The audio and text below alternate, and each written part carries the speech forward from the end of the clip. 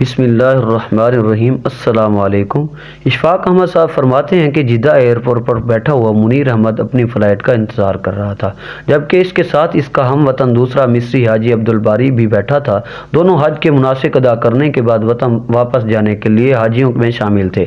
اچانک منیر احمد صاحب کے ساتھ بیٹھے حاجی عبدالباری نے ایک لمبی سی سانس لی اور اپنا تعارف کرایا کہ میں بزنس مین ہوں اور الحمدللہ یہ میرا 10واں حج ہے۔ اللہ پاک کا میرے اوپر فضل ہے اور میں سمجھتا ہوں کہ ہر حج کے بعد مجھے رب کے زیادہ قریب ہونے کا موقع ملا ہے۔ اس کے بعد اس نے سوالیہ نظروں سے منیر احمد کی طرف دیکھا، گویا کہ جواب اس کے تعارف کے منتظر ہو۔ منیر احمد مسکرا دیا اور بولا، بھائی میرے حج کا قصہ کچھ زیادہ ہی طویل ہے، میں آپ کا سر نہیں کھانا چاہتا۔ تو حاجی عبدالباری نے کہا، کوئی بات نہیں، ہم یہاں انتظار کے سوا کچھ نہیں کر رہے، آپ اپنی بات سنیں۔ منیر احمد اپنے خیالوں میں کھو گیا، فیصلہ نہ کر پا رہا ہو کہ اپنی کہانی کو کہاں سے شروع کرے۔ اس نے کہانی کچھ یوں شروع ہوئی کہ میرے بھائی میں ایک پرائیویٹ ہسپتال میں فزیو تھراپسٹ ہوں۔ میں نے 30 سال میں اپنی تنخواہ میں سے تھوڑی تھوڑی رقم کٹوا کر حج کی تیاری کی۔ اس سال میرے حج کے اخراجات پورے ہو گئے تھے، جنہیں میں ہسپتال کے فائنانس ڈپارٹمنٹ سے لے کر نکلا تھا۔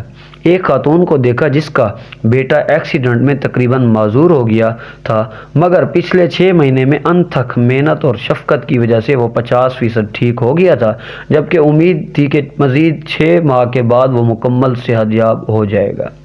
اس خاتون نے مجھے سلام کیا اور بجھے ہوئے لہجے میں بتایا کہ وہ لوگ ہسپتال چھوڑ کر جا رہے ہیں، شاید آپ سے پھر ملاقات نہ ہو، لہٰذا میں آپ کو ڈھونڈ رہی تھی۔ میں حیران ہوں کہ مجھے لگا جیسے وہ میرے علاج سے مطمئن نہ ہو۔ میں نے پوچھا کہ آپ میرے طریقے سے علاج سے مطمئن نہیں ہیں؟ تو خاتون نے روتے ہوئے کہا، نہیں ڈاکٹر صاحب، ایسی بات نہیں ہے، آپ نے بچوں کو ڈاکٹر کے بجائے باپ بن کر سنبھالا ہے، میرا تو رواں آپ کو دعائیں دیتا ہے۔ آپ نے میرے بچے میں نہ صرف جینے کی جرأت جگا دی ہے، بلکہ اپنی ڈیوٹی سے ہٹ کر اس کو وزٹ کیا اور تحفے تحائف بھی دیے، جس کے لیے ہم میاں بیوی آپ کے بہت شکر گزار ہیں۔ میں نے حیرانی سے پوچھا، پھر آپ اسپتال چھوڑ کر کیوں جا رہی ہیں؟ مگر وہ میری بات کا جواب دیے بغیر مریض کے کمرے کی طرف چل دی۔ میں سیدھا ایڈمن آفس کی طرف گیا اور بچے کا کمرہ نمبر بتا کر پوچھا کہ یہ لوگ اسپتال چھوڑ کر کیوں جا رہے ہیں؟ وہ چھوڑ نہیں رہے، بلکہ ان کو کمرہ خالی کرنے کا نوٹس دیا گیا ہے۔ لڑکے کے والد جاب سے فارغ ہو کر، جس کی وجہ سے وہ لوگ ہسپتال چارجز دینے کے قابل نہیں ہیں، لہذا کمرے خالی کرنے کے لیے کہہ دیا گیا ہے۔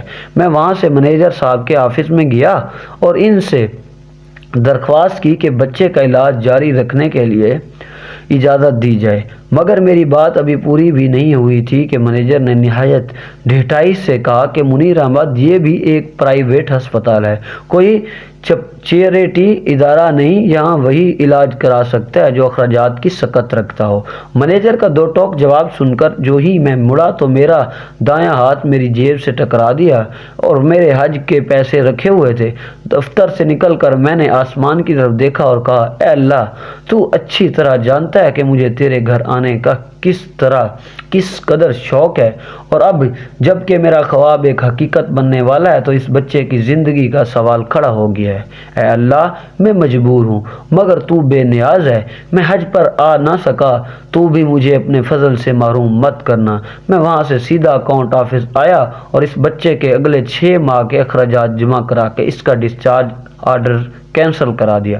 الحمدللہ میرا دل سکون سے بھر گیا تھا، مگر حج پر نہ جانے کی کسک اپنی جگہ تھی۔ عبدالباری نے بے چینی سے سوال کیا، کیا پھر آپ نے جب اپنے حج کے اخراجات اس عورت کے بچے کے علاج کے لیے دیے، اپنے حج پر کیسے آ گئے؟ تو منیر احمد صاحب نے کہا کہ جب میں گھر آ کر لیٹا تو حج کے مناسک کا ایک منظر میری نظروں میں گھوم رہا تھا۔ میں نے کئی بار بیت اللہ کا طواف خیالات میں کیا تھا، کئی بار لبیک اللہم لبیک کہتے مجمع کے ساتھ اپنی آواز ملا کر ان کا حصہ بن گیا تھا۔ پتہ نہیں کب میرے آنسو بہنا شروع ہو گئے اور بہتے بہتے آنسو کے ساتھ ہی سو گیا۔ میں نے خواب میں دیکھا کہ بیت اللہ کا طواف کر رہا ہوں اور لوگ مجھے میرے نام لے کر حج کی قبولیت کی بشارتیں دے رہے ہیں، اور وہ کہہ رہے ہیں کہ اے منیر احمد، اللہ تعالیٰ نے تیرا حج قبول کر لیا، تو نے زمین سے پہلے آسمان پر حج کیا ہے، میرے حج کی قبولیت کے لیے ابھی دعا کرو۔ میں اسی کیفیت میں تھا کہ فون کی گھنٹی بجی، مجھے جگا دیا۔ فون پر اسپتال کا مینیجر کہہ رہا تھا، ہسپتال کا مالک حج پر جا رہا ہے، وہ اپنے خاص معالج کے بغیر کبھی نہیں جاتا، مگر اس دفعہ اس کی مالک کی بیوی شدید بیمار ہو گئی ہے اور بیوی کو اس حال میں چھوڑ کر پاس حج پر نہیں جا سکتا، لہذا آپ کو ان کے ساتھ بھیجنے کا فیصلہ کیا گیا ہے۔ آپ اپنے ضروری کاغذات ہسپتال لے کر ایڈمن آفس پہنچ جائیں۔ میں نے سب سے پہلے تو شکرانے کے 2 نفل ادا کیے، پھر کاغذات لے کر آفس والوں کے حوالے کیے۔ یوں اللہ پاک نے مجھے اپنے گھر بلانے کا انتظام کر دیا۔ حج کے بعد ہسپتالوں کے مالک نے مجھے خدمات کا معاوضہ دینا چاہا تو میرے آنسو نکل پڑے، اور میں نے اس کو بتایا کہ میں نے حج کرا کر مجھ پر اتنا بڑا احسان کیا ہے، مجھے اپنا خادم بنا لیا ہے، لہٰذا میں نے جو بھی اس کی خدمت کی وہ اس کے احسان کے مقابلے میں کچھ نہیں ہے، لہٰذا وہ اپنے واعظے کی بات کر کے مجھے گناہ گار نہ کرے۔ پھر میں نے اس کو سارا واقعہ تفصیل کے ساتھ سنایا، جس پر اس نے مکے سے ہی فون کر کے اس بچے کی مکمل علاج تک اسے ہسپتال بلا معاوضہ رکھنے کے احکامات جاری کر دیے۔ اس خاتون کے شوہر کو اپنی ایک فیکٹری میں سپروائزر کی پوسٹ پر رکھ لیا اور ہسپتال انتظامیہ کو میرے سارے پیسے واپس کرنے کے لیے کہہ دیا۔ یوں اللہ پاک نے مجھے فری میں حج کروا دیا۔ عبدالباری کی آنکھوں میں آنسو جاری تھے۔ اس نے اٹھ کر منیر احمد کا ماتھا چوما اور اس کو مبارکباد دی اور کہا کہ میں سمجھتا تھا کہ میں نے 10 حج کر کے اللہ پاک کا بہت قرب حاصل کر لیا ہے، مگر آج مجھے لگتا ہے کہ میرے ایسے 1000 حج بھی تیرے ایک حج کے برابر نہیں ہیں۔ میں تو خود حج پر آتا رہا جبکہ تجھے اللہ خود ہی اٹھا کر اپنے گھر لایا ہے۔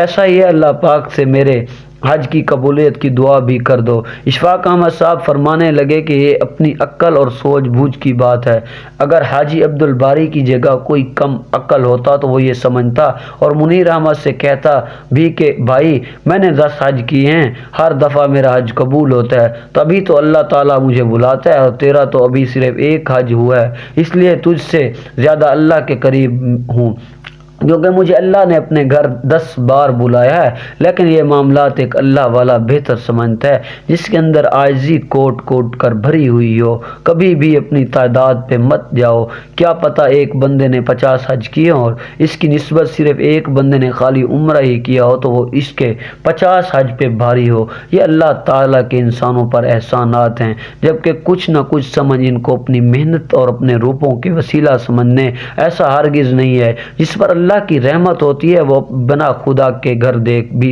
اس کا قرب حاصل کر سکتا ہے۔ یہ جملہ انتہائی حسین ہے کہ اللہ تمہارے حج میں برکت دے۔ اللہ پاک سے دعا ہے کہ وہ ہم سب کو خدمت خلق کی توفیق عطا فرمائے اور ہمیں اپنے پسندیدہ بندوں میں شامل کر لے، اور کبھی بھی غرور و تکبر کا سریہ ہماری گردنوں میں نہ آئے، اور ہمیشہ عاجزی اور انکساری میں رکھے، تاکہ ہم دنیا و آخرت میں دونوں میں کامیاب ہو سکیں اور ہم سب کی مغفرت فرمائے۔